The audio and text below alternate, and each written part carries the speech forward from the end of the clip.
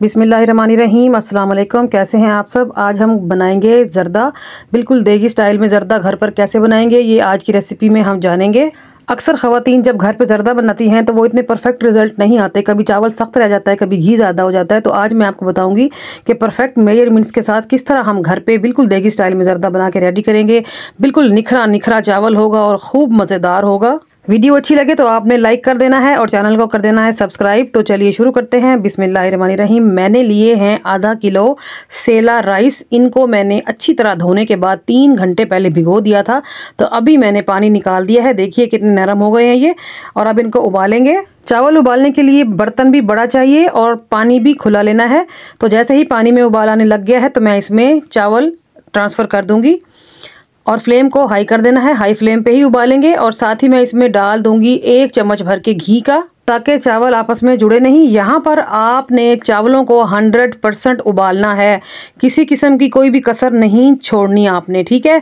तो मैंने कवर लगा देना है और 10 मिनट बाद देखूंगी कि चावल कितना उबला है। ठीक है, 10 मिनट पूरे हो चुके हैं। तो देख लेते हैं चावलों की क्या कंडीशन है। तो यहाँ पर देखिए चावल कितने अच्छे तरीके से उबल रहा है और मैं आपको दिखाती हूँ चावल का एक दाना प्रेस करके कि ये कितना उबल चुका है। ये देखें जी, ये 100% कुकड है। तो बस ओवर कुक नहीं करेंगे और यहाँ पर हम फ्लेम को बंद करके चावलों को छान लेंगे। और उसी पैन में ही मैं ले रही हूँ आधा कप घी। मेजरमेंट्स मैं आपको बता दूँ, अगर आपने चावल 4 कप लिए हैं तो चीनी 2 कप जाएगी, घी 1 कप जाएगा। यहाँ पर मैंने चावल 2 कप लिए थे, चीनी 1 कप जाएगी और घी आधा कप डाला है मैंने, ठीक है जी। आधा कप घी डालने के बाद जब वो गर्म हुआ तो फिर मैंने 2 कप उसमें चीनी डाल दी।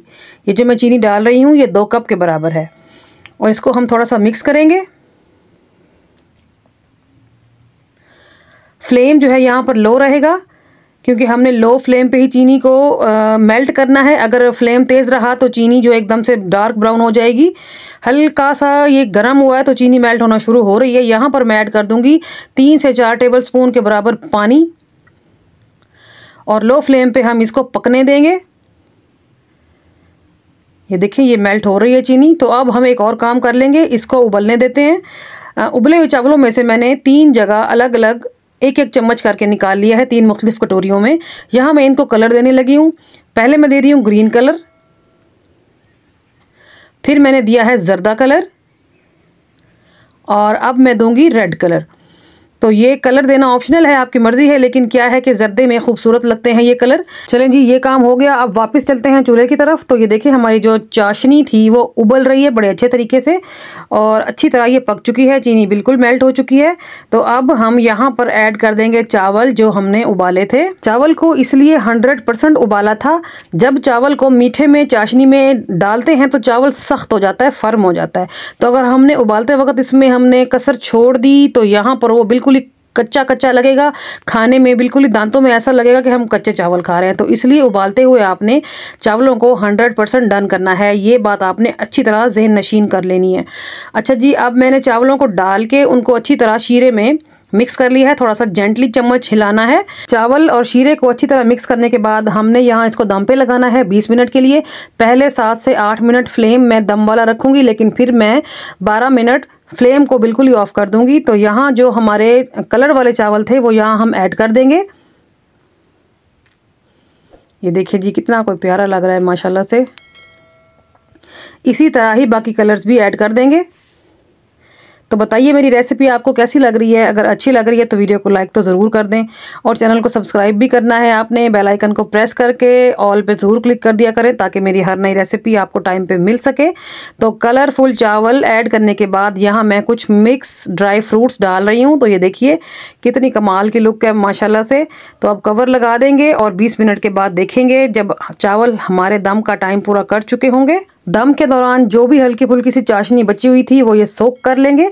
तो चलिए 20 मिनट पूरे हो चुके हैं तो देख लेते हैं जी। ये देखें जी माशाल्लाह से कितना खड़ा खड़ा चावल दिख रहा है। आप ये देखिए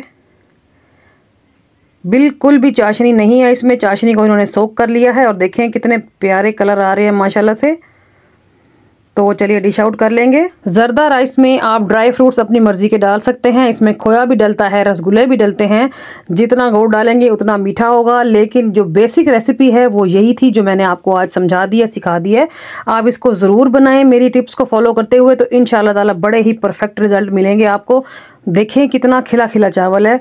जो कलर वाला चावल है, कलर बस उसी पर ही है, कलर बिल्कुल भी फैला नहीं है, इसलिए आपने परेशानी के बगैर ही कलर दे देना है चावलों को। तो ये देखिए मैं आपको ट्राई करके दिखा रही हूँ कितना खिला खिला और कितना ज़बरदस्त चावल हमारा बन के रेडी हुआ है।